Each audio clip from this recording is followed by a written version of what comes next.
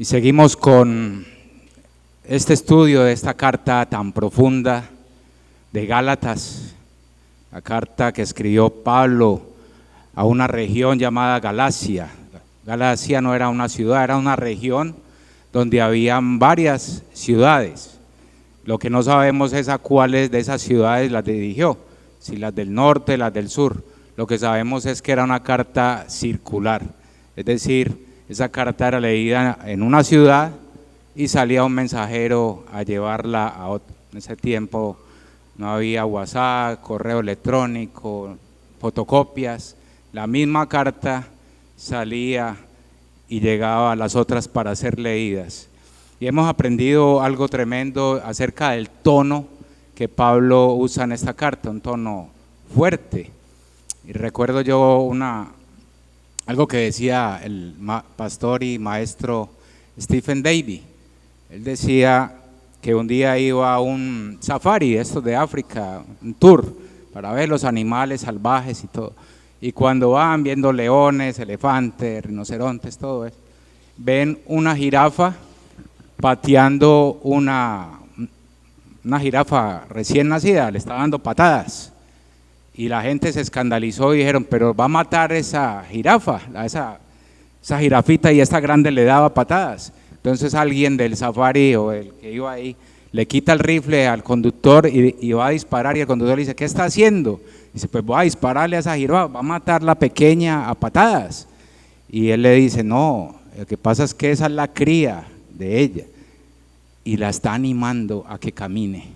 Como no quiere caminar, es la manera en que ella la anima a que camine. Con las paticas le hace así para que cobre fuerzas esa cría y empiece a caminar. Y es más o menos lo que Pablo está haciendo acá. Pablo no está dando patadas a los Gálatas. A veces creemos que Pablo usa palabras muy fuertes y le está dando golpes a los Gálatas o patadas.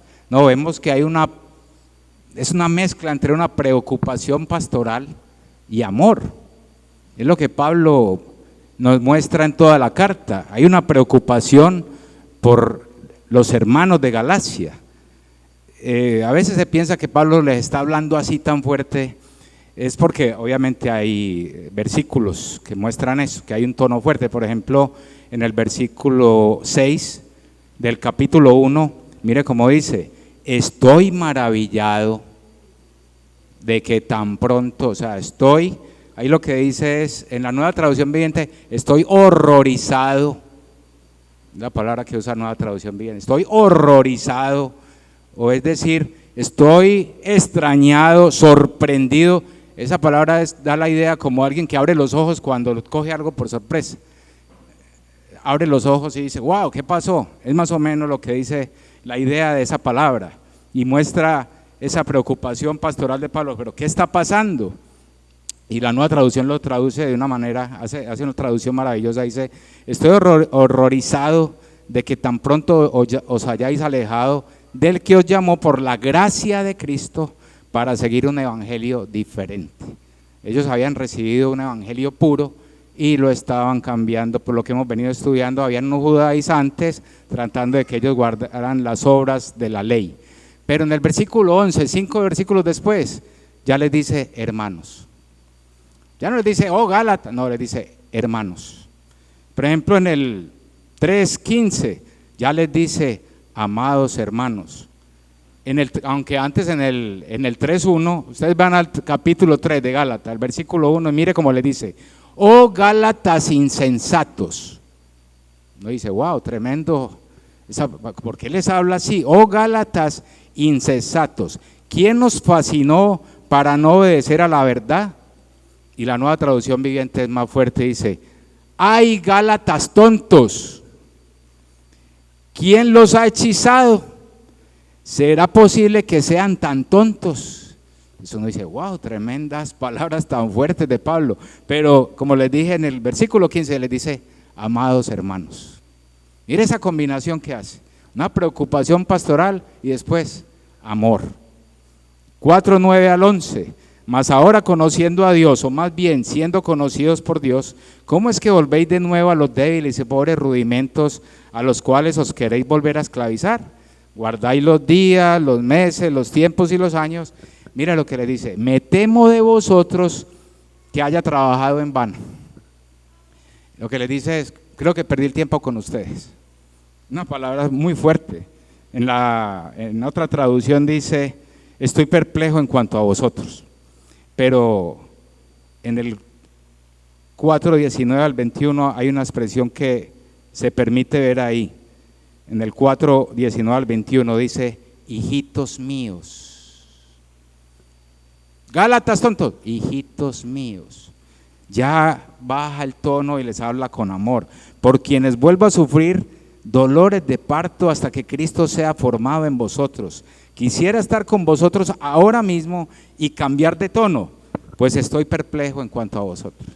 Mire qué tremendo. Hijitos míos, pero estoy perplejo. En la Nueva Traducción Viviente termina diciendo: no sé qué más puedo hacer para ayudarlos. No estoy con ustedes, me gustaría estar, pero no sé más, ¿qué más puedo hacer por ustedes? Entonces esa mezcla maravillosa de esta carta hace que la llamen la carta magna, así le llaman a Gálatas. Cuando escuchen carta magna ya saben que es la carta de Pablo a los Gálatas, y tiene mucho que ver con Romanos: justificación por medio de la fe. La salvación es por gracia, por medio de la fe en Jesucristo. Ese es el contexto general de la carta, esa mezcla de ese tono de Pablo, pero no son golpes al aire. No, es una combinación de una preocupación pastoral con un amor maravilloso.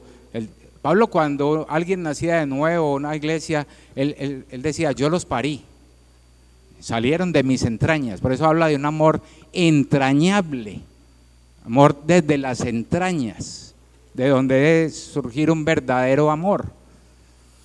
Entonces, hermanos, el pasaje que vamos a estudiar esta mañana, que el Señor nos trajo esta mañana, tiene que ver con todo esto del tono fuerte, y vamos a ver otras características de la carta en este pasaje. Los invito entonces que vamos al pasaje de hoy, Gálatas capítulo 2. Hoy vamos a estudiar del 11 al 21, pero esta primera lectura solamente lo hacemos hasta el 16. Gálatas capítulo 2, versículos 11 al 21. Y comienza diciendo el versículo 11: pero cuando Pedro vino a Antioquía, le resistí cara a cara, porque era de condenar. Pues antes que viniesen algunos de parte de Jacobo, comía con los gentiles, pero después que vinieron, se retraía y se apartaba, porque tenía miedo de los de la circuncisión. Y en su simulación participaban también los otros judíos, de tal manera que aún Bernabé fue también arrastrado por la hipocresía de ellos. Pero cuando vi que no andaban rectamente conforme a la verdad del evangelio, dije a Pedro delante de todos: si tú, siendo judío, vives como los gentiles y no como judío, ¿por qué obligas a los gentiles a judaizar?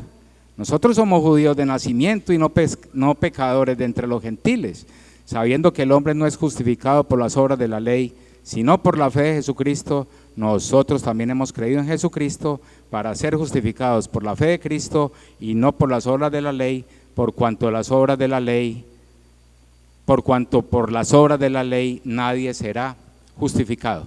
Oremos.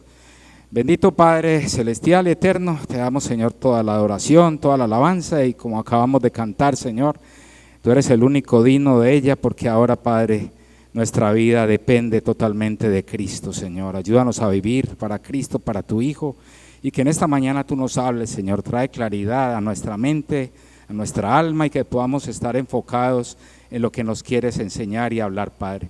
En el nombre de tu Hijo Cristo oramos, Señor, y recordando los méritos maravillosos de Él en la cruz del Calvario, que tu Espíritu Santo nos guíe en todo en esta palabra, Padre. Amén, Señor. Amén. Entonces, hermanos, vamos a comenzar a desarrollar este pasaje, y comienza diciendo Pablo que cuando Pedro vino a Antioquía, le resistió cara a cara. Esa palabra resistir ahí nos deja ver a pararse en contra de alguien. Es decir, alguien viene caminando y yo me le paro de frente y no lo dejo pasar.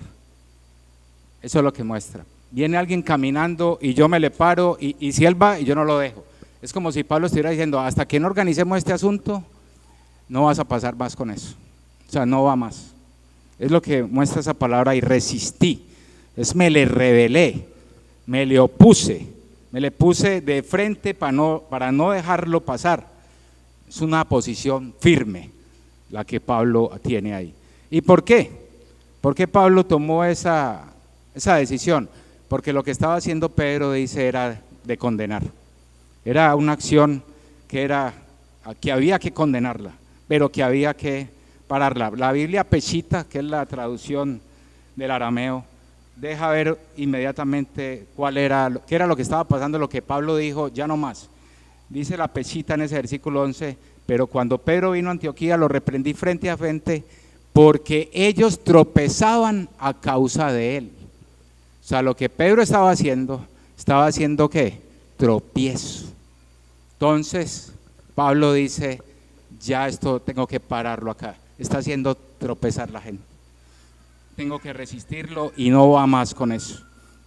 Y sigue diciendo el 12, pues antes que viniesen algunos de parte de Jacobo, comía con los gentiles, pero después que vinieron se retraía y se apartaba porque tenía miedo de los de la circuncisión. Ahí vemos claramente que esa oposición tiene que ver con lo que acabamos de mencionar, que era lo que estaba haciendo Pedro. Cuando estaba con los gentiles, se sentaba a comer con los gentiles y decía, tranquilos, a ustedes no se les puede imponer carga, ni de circuncidar, ni de leyes, ni del Talmud, ni Mishnah, nada de eso. Pero cuando vio que se llegaban los judíos, los judaizantes, se ponía a comer con ellos y decía, si a esos gentiles hay que ponerlos a hacer de todo. Sí, eso son gentiles, son pecadores, hay que circuncidarlos. Y si no se circuncidan, entonces no son creyentes. Ya está manejando una doble. Entonces, Pablo dice, esto es de condenar. ¿Y qué era lo que le pasaba a Pedro? Ahí está la palabra, porque tenía miedo. O sea, Pablo, ¿por qué estaba haciendo eso? Porque tenía miedo. ¿Miedo a qué? A la crítica de los judaizantes. O sea, él tenía que cuidar su reputación. Tengo que cuidar mi reputación. Es como, por ejemplo, alguien, lo ven saliendo de la iglesia, un creyente, una persona que sea creyente, sale de la iglesia y ¡pum! Se lo encontró el amigo. Es que usted también es evangélico. No.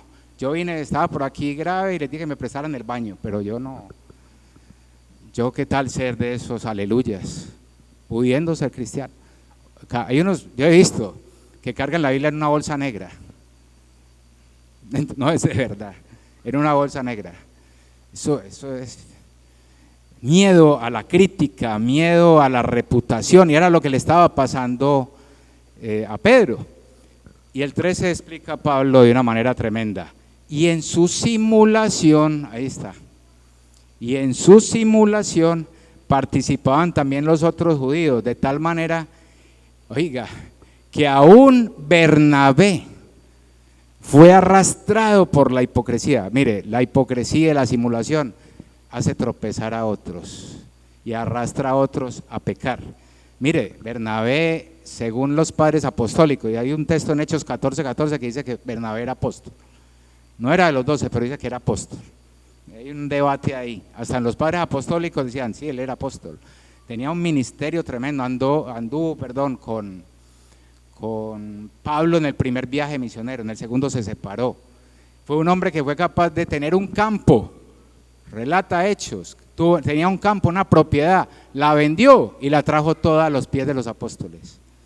A comparación de Ananías y Zafira, recuerden, Ananías y Zafira solamente trajeron una parte y dijeron que ahí estaba todo. No, este hombre sí lo trajo todo. ¿Sabe qué dice la palabra acerca de Bernabé? Que era un varón bueno, lleno del Espíritu Santo y de fe. Este hombre fue arrastrado por la hipocresía de Pedro. Mire qué tremendo. La hipocresía es un problema bien grave. Y este sermón solamente tiene un capítulo. Todo esto hace parte de una narración, mire. Esto que estamos leyendo hace parte de una narración que viene del capítulo 1, versículo 8, donde Pablo está defendiendo su ministerio apostólico, su autoridad apostólica. Esto es una narrativa. Entonces, esto que está narrando Pablo aquí hace parte de toda esa autoridad apostólica.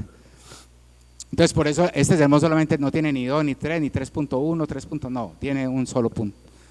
Entonces, esa narrativa nos muestra algo tremendo que está pasando, que Pedro, una de las columnas de la iglesia junto con Jacobo y Juan, eran tres, está haciendo esto, y eso era de condenar. ¿Por qué? Porque los gentiles veían eso y decían, eso confunde la iglesia, eso afecta la unidad de la iglesia, afecta el cuerpo de Cristo. Vea, que usted esté aquí hipócritamente afecta a la iglesia, afecta, así usted crea que no.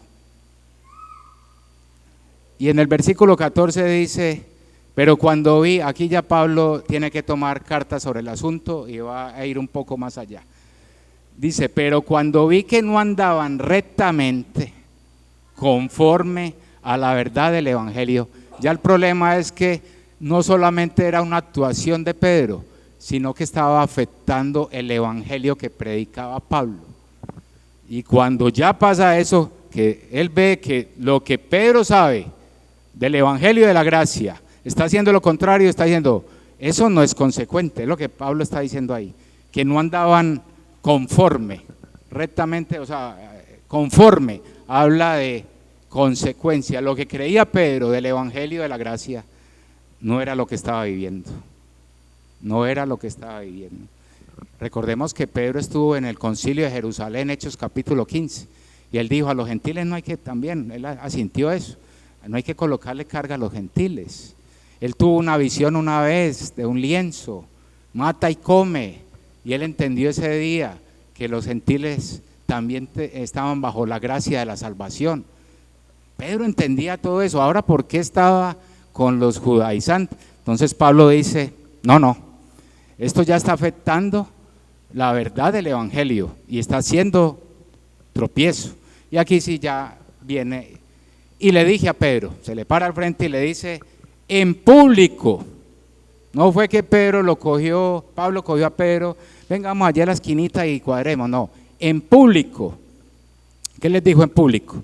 Si tú, siendo judío, vives como los gentiles y no como judío, ¿por qué obligas a los gentiles a judaizar? Qué pregunta tan sencilla, ¿no? O sea, si usted sabe eso, usted lo ha predicado, entonces ¿por qué ahora los está obligando? Pues nosotros somos judíos de nacimiento y no pecadores de entre los gentiles, ¿sabes? Sabiendo, y entonces aquí va a enseñarle a Pedro y a todos los que están ahí una doctrina tremenda, que debemos tenerla clara. Es esta doctrina, versículo 16, sabiendo que el hombre no es justificado por las obras de la ley, sino por la fe de Jesucristo. Nosotros también hemos creído en Jesucristo, propósito, para ser justificados por la fe de Cristo y no por las obras de la ley, por cuanto por las obras de la ley, oiga esto, ¿cuántas personas serán justificadas delante de Dios? Nadie, o sea, cero, nadie. Si usted cree que, no, yo cumplo con ir a la iglesia, con el Salmo 91, me lo aprendí, esas obras no te salvan, ninguna obra puede salvar, solamente la fe de Jesucristo, la obra de Él en la cruz del Calvario son las que pueden justificar una persona. Esto de, ¿cómo así que yo soy declarado justo? ¿Cómo funciona eso? Mire, para que alguien pueda presentarse delante de Dios, tiene que tener la misma justicia de Dios. ¿Y cuántas personas tienen la misma justicia de Dios? Nadie, ninguna. Entonces viene Cristo y muere, se encarna, la segunda persona de la Trinidad se encarna, viene y muere, el justo por los injustos, para que el que crea en Él le sea imputada su justicia y se pueda presentar delante del Padre. Es decir, el Padre está ahí, yo no me puedo presentar porque no tengo la misma justicia de Él, pero yo he creído en Jesucristo, Cristo viene y me cubre con su justicia, que es exactamente igual a la de Dios. Y no solamente me cubre con la misma justicia de Él, sino que me lleva al Padre. Juan 14:6. Nadie viene al Padre sino por mí. Él mismo lo lleva al Padre. No solo lo cubre, lo lleva hasta allá. Tremenda doctrina, la justificación. Y uno diría, esto no, en mi mente no cabe, yo solamente creo y ya. Sí, así es, solamente crees, no tienes que hacer ninguna obra para salvarte, no hay que hacer, es poner la fe en Jesucristo, es solo eso. Entonces Pablo lo que está haciendo aquí es colocando mediante la doctrina de la justificación tanto a judíos como gentiles en los mismos términos en cuanto a la salvación. Es lo que Pablo está haciendo ahí. Toma la doctrina de la justificación y le dice tanto a judíos como a gentiles, ambos tienen que creer en Jesucristo, si no, no se salvan. Si no creen en Jesucristo no se salva, sea judío, sea gentil, sea griego, alto, rico, pobre, el que sea. El multimillonario, el que vende, no sé, todos necesitan creer en Jesucristo. No hay otra manera. Si está buscando otra manera, hoy Dios te está diciendo no hay otra, tienes que creer en mi Hijo, porque Él vino y murió por ti. Eso es lo que está diciendo. Y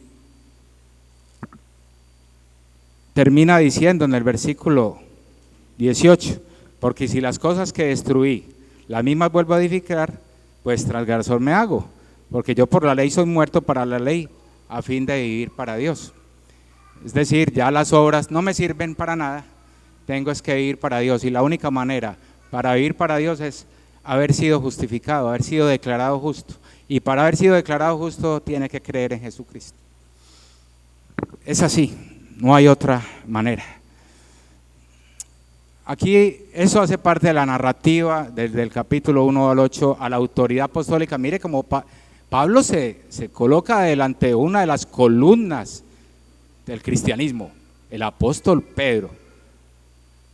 O sea, está mostrando también su autoridad apostólica y le está recordando a él y a todos la doctrina de la justificación. Es decir, espero que todos hayamos entendido cuando escuchen la palabra justificación o la lean de qué se trata. Y cuando llega al versículo 20, Pablo da algo tremendo, hermanos.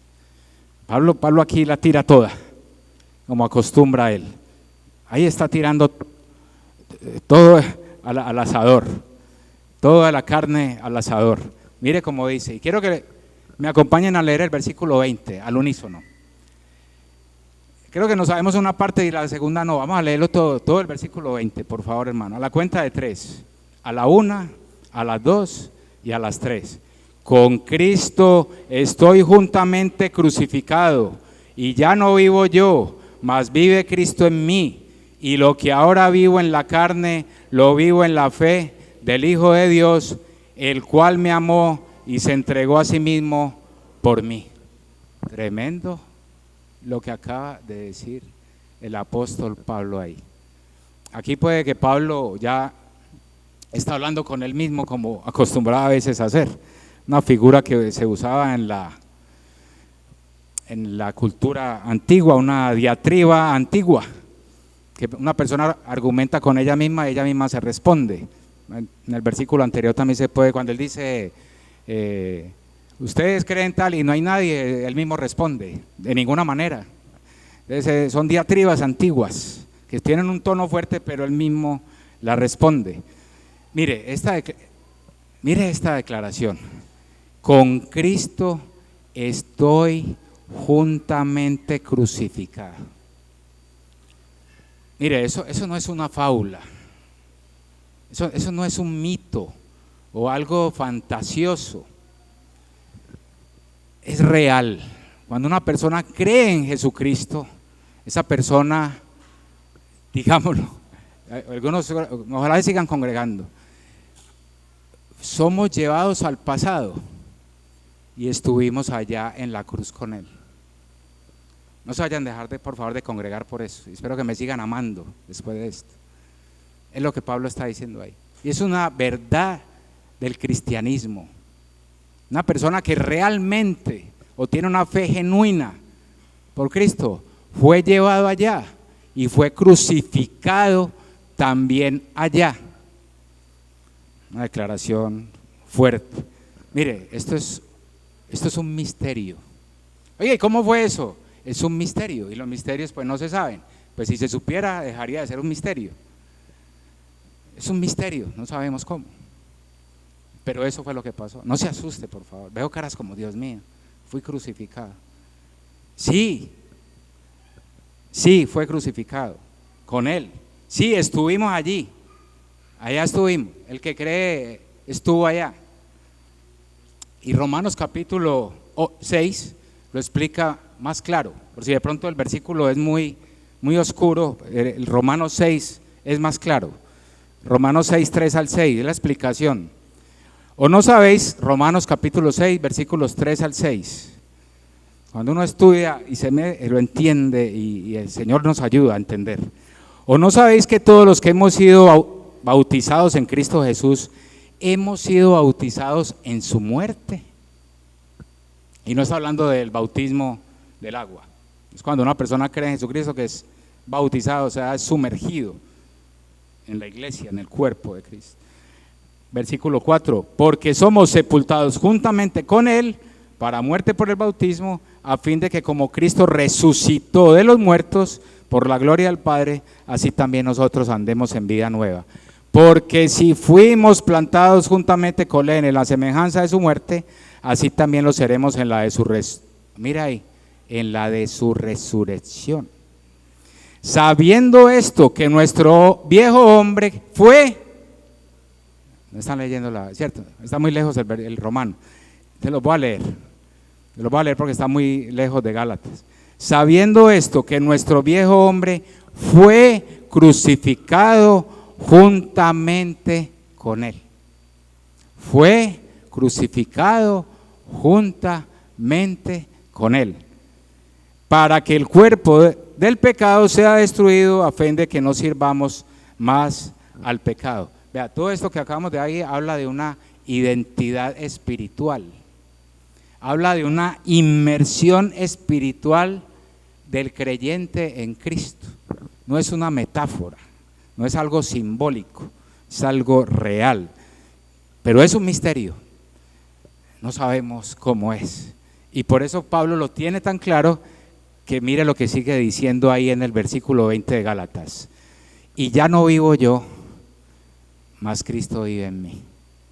Cuando una persona entiende que fue crucificado, dice, pues yo ya fui crucificado, ya estoy muerto.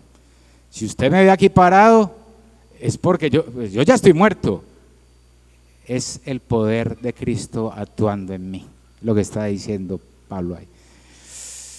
En griego dice, me gusta como lo dice en griego, y ahora vivo, y mire que Pablo usa un tonito muy hermoso ahí, y ahora vivo, no ya yo, así lo dice en griego, no ya yo, más bien Cristo vive en mí. O sea, yo ya morí, yo ya no estoy con eso de los rudimentos, yo ya morí, ahora más bien es que Él vive en mí, por eso yo hago lo que estoy haciendo. No ya yo, así dice Pablo, y ahora vivo, no ya yo.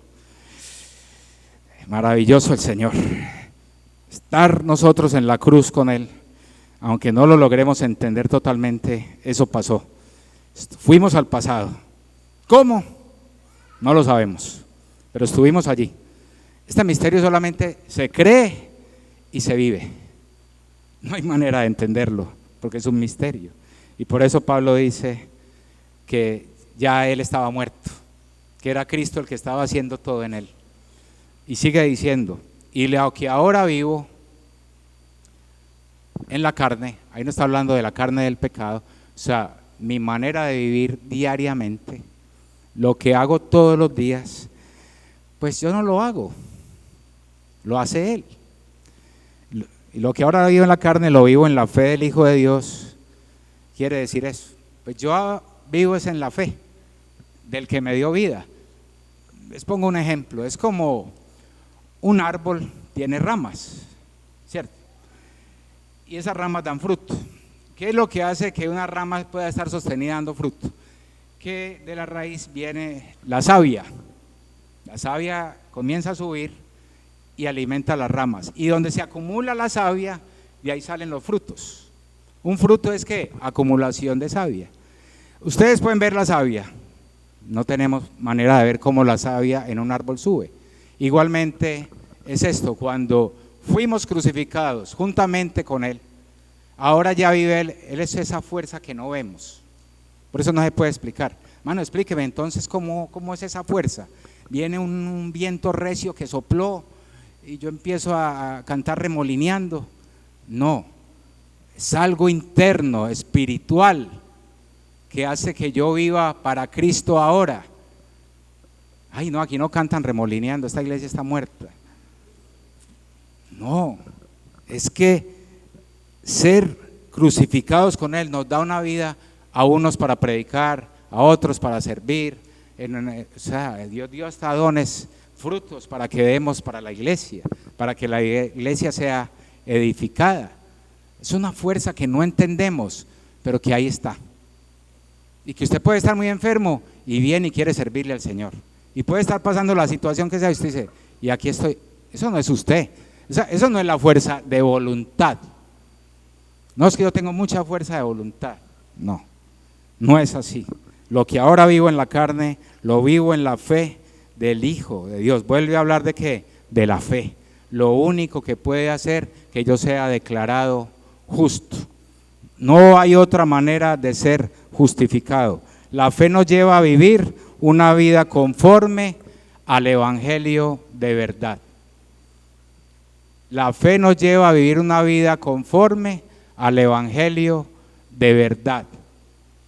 No es a través de otra cosa, es de creer. Y esa es la invitación que hacemos acá cada 8 días. Crean el Evangelio. Crean el Evangelio. No, pero es que yo diezmo, yo necesito creer, yo diezmo porque a mí me va muy bien. No le sirve ese diezmo para salvarse. No le sirve el diezmo. Tiene que creer en Jesucristo.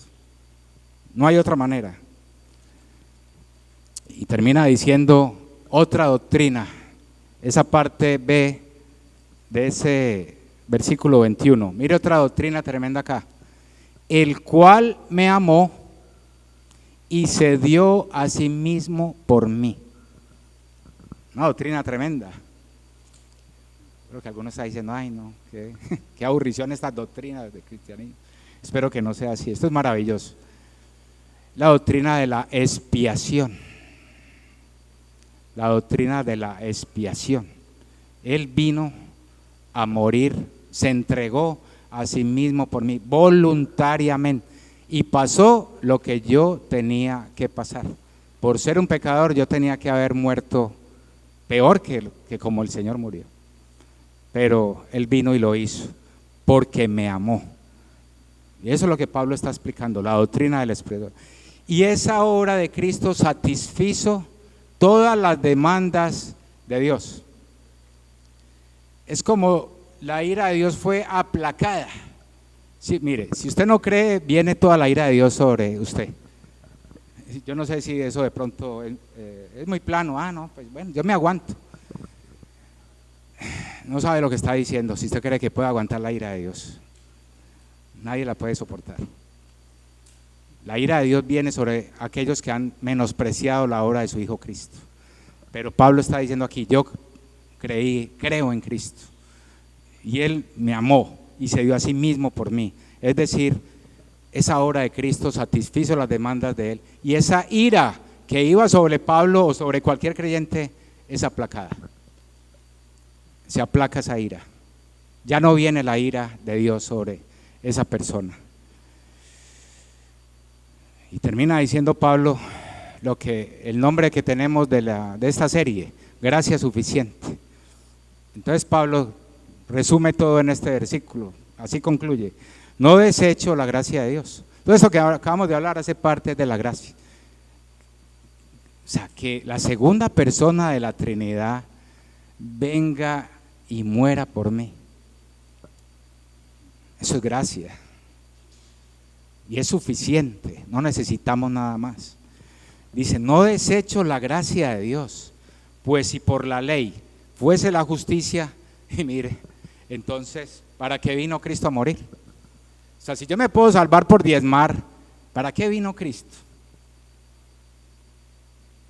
¿Para qué? Si yo puedo salir a darle mercados a toda la gente por la casa y eso me hace ya sentir bien y creo que si me muero me voy con Dios, entonces ¿para qué vino Cristo? No necesitamos la obra de Cristo si es por obras, pero Pablo explica claramente que la gracia de Dios no se puede desechar. Si hoy estás acá y no tomas una decisión con Dios, estás desechando la gracia de Dios. Y si desechas la gracia de Dios, no queda nada que hacer por ti. No hay nada que hacer. Estás desechando la gracia de Dios. Pablo lo dice, ¿cómo voy a desechar eso? Ahora, mi vida pasada de leyes, eso quedó atrás. ¿Y por qué, Pablo? Porque Él vino y murió por mí. Me amó y se dio a sí mismo por mí. Esto debe motivar a cualquier persona a vivir para Cristo y a morir para Él. Y a solamente decir, yo solamente quiero es servirle al Señor. O sea, yo no tengo ninguna otra intención en este mundo. Solamente el que entiende que fue crucificado juntamente con Él es capaz de decir, mire, el apóstol Pablo, cuando por allá dice, todo lo tengo por basura, o sea, por estiércol, los historiadores judíos dicen que Pablo era una persona multimillonaria. Pablo rechazó todo, él tenía una herencia multimillonaria. ¿Y sabe qué dijo Pablo? No me interesa esa herencia. ¿Y qué pasó, Pablo? Hambres, naufragios, desnudez, látigos. No me interesa nada de eso. No quiero plata en este mundo, no quiero nada. Quiero es vivir para aquel que me amó y se dio a sí mismo por mí. Porque Él me ha declarado justo. Cristo me cubrió con su justicia y me llevó delante del Padre. Esto debe cambiar nuestro cristianismo. Y por eso Pablo usa eso recordándole a los que están, y de pronto a Pedro si todavía estaba ahí, porque era su ministerio apostólico y porque era su autoridad.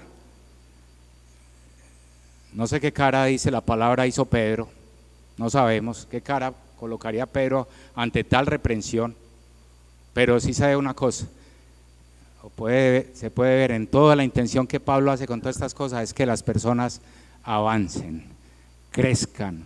Eso era lo que intentaba él con los Gálatas, que ellos crecieran y que dejaran entonces ahora estar, no, estamos en el mes de Tishri, y entonces en el mes de Tishri era fiesta de tal, y no, eso no salva. Ahora hay un poco de judaizantes de una manera, una cosa tremenda, y a la gente le gusta eso. Misná, Talmud, vea, tengo los 600, nos sacó un muchacho un listado en fundación, mira, aquí tengo 613 leyes, y todas son buenas, porque esto me hace una mejor persona, dijo él. Es la obra de Cristo. Cristo no vino a que fuéramos mejores personas, sino que fuéramos hijos de Dios. Juan 1:2, mas a todos los que creyeron, en su nombre les dio potestad de ser hechos hijos de Dios. Es lo que dice resumidamente Juan 1:12, a los que le recibieron, a los que creen en su nombre, les dio potestad de ser hechos. No hay otra manera de ser hijo de Dios, solamente creyendo, haber aceptado la obra. Entonces, podemos decir de este pasaje que Pablo usa dos doctrinas fundamentales del cristianismo: la doctrina de la justificación y la doctrina de la expiación. Y si ahondamos un poco, hasta la doctrina de la regeneración está ahí. Si uno ahonda un poquito, ahí está. Sino que explícitamente están esas dos. La doctrina de la justificación, esa palabra justificado está 4 veces. En el versículo 16, ahí lo podemos leer, volvamos al versículo 16, doctrina de la justificación, sabiendo que el hombre no es justificado por las obras de la ley, sino por la fe de Jesucristo. Ahí está la primera palabra, justificado. Miren en el mismo versículo 16, nosotros también hemos creído en Jesucristo para ser justificados. segunda vez que aparece la palabra justificado. Versículo 17, y si buscando ser justificados, tercera vez, en Cristo, también nosotros somos hallados pecadores. Son 4, me falta una. Y buscando ser justificados, 17, y en el 16 está 3 veces. Por cuanto a las obras de la ley, nadie será justificado. Y creen en Jesucristo, la fe de Jesucristo también está 3 veces. Entonces vemos que está ligado la fe de Jesucristo directamente con la justificación. Una doctrina que debemos tener claro. Todo creyente debe acordarse de la doctrina de la justificación. ¿Por qué? Porque fue crucificado juntamente con Cristo. Ya no yo, ya no para vivir para mí, sino para que Cristo, hermano, lo cantamos ahorita, ¿cierto? Vivir, yo no tengo pues voz de, con esta voz de foca en celo no me da para dirigirlos, pero sí lo acabamos de cantar. Vivir es Cristo, ¿cierto? Lo acabamos de cantar y yo vi que se emocionaban y todo. Espero que con este pasaje nos quede más arraigado ese vivir es Cristo. Ya no yo, vivir es Cristo. Y vimos que ahora Pablo decía, todo lo que vivo en la carne, lo vivo en la fe del Hijo de Dios. Es ahora nuestra vida, es por fe. Así todo a nuestro alrededor se esté cayendo a pedazos. Es la fe la que nos sostiene y nos lleva a hacer lo que Dios, el propósito, como decía el hermano Anderson, el propósito que Dios nos colocó en esta tierra. Y termina en el versículo 21 la doctrina de la expiación. La obra de Cristo satisfizo todas las demandas del Padre para que yo no tenga que ya hacer nada, solamente creer en Jesucristo. Aplacó la ira del Padre que venía en mí. Eso, versículo 20, parte final, donde está la expiación. Y la vida única consiste en que seamos gobernados por el Espíritu Santo. Ser gobernados por el Espíritu Santo. Y que Él dirija todas nuestras acciones. Que Él controle todo lo que hagamos. El Espíritu Santo nos hace partícipes de la justicia de Cristo, para que vivamos para Él. Y termina diciendo, yo no desecho la gracia de Dios. Desechar la gracia de Dios es el pecado que no tiene ya perdón. No hay manera ya, no hay manera de que puedas ser salvo si desechas la gracia de Dios.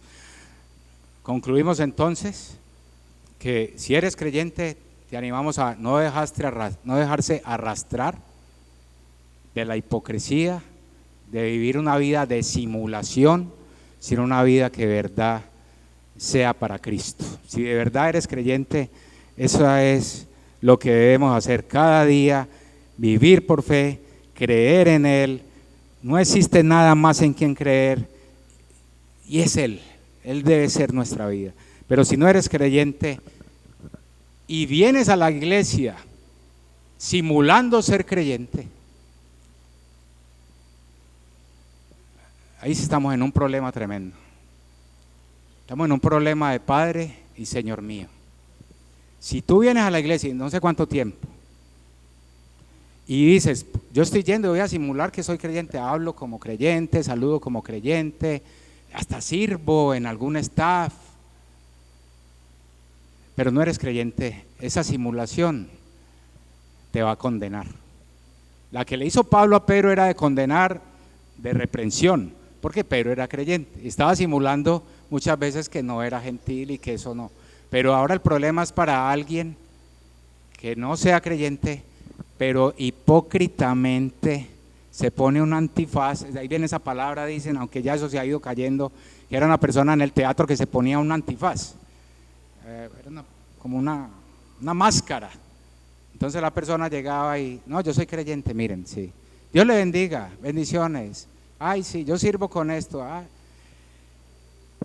Esa simulación, si no te arrepientes y crees en Jesucristo realmente, y si no eres justificado, te condena.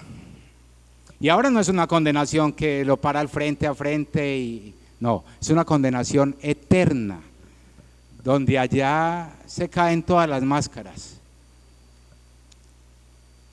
No hay máscara que poner, cuidado, no hay máscaras que poner.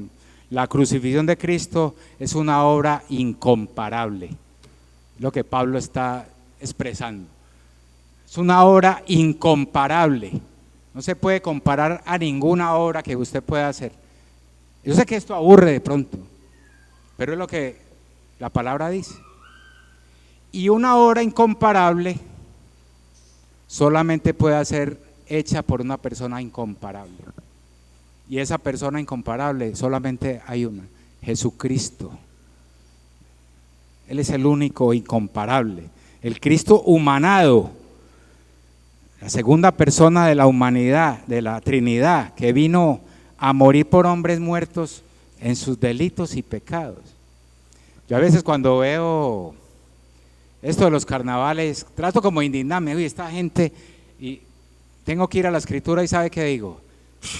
Si yo era peor que toda esta gente, yo hacía cosas peores que todos ellos, ¿de qué les voy a, ahora me voy a esquiar de eso?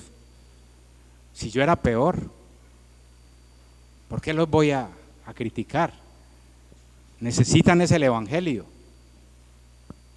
necesitan a Cristo, yo también, por eso estoy aquí parado. Que un pecador sea injertado en la crucifixión del Santo Hijo de Dios, eso es un misterio.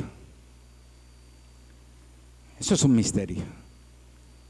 Pero es una obra incomparable. Que yo haya sido llevado y ser crucificado juntamente con Él. Entonces, hermanos, recibimos una fuerza secreta que no vemos, pero que nos impulsa a vivir en esa gracia a pesar de ser frágiles y débiles. Mire, una materia microscópica nos tira una cama y nos manda para UCI. Una cosita ahí que ni se ve. Mire cómo somos de frágiles. Pero hay una fuerza secreta que no vemos, que nos impulsa a vivir para nuestro Salvador. Y esa fuerza es mucho mayor que cualquier otra fuerza que conozcamos, de voluntad o de ir a un gimnasio. Justificación, si ahondamos un poco más el pasaje, regeneración y expiación también son obras y doctrinas incomparables. No las tiene ninguna otra, digamos, religión. Son doctrinas esenciales del cristianismo, son obras incomparables y están accesibles a todos. Están accesibles a todos. Que el Cristo esté crucificado y entre el madero y Cristo pueda estar yo en la mitad. Eso es poco, hermanos. Por eso están abostezando, ¿cierto? Qué aburrida la prédica.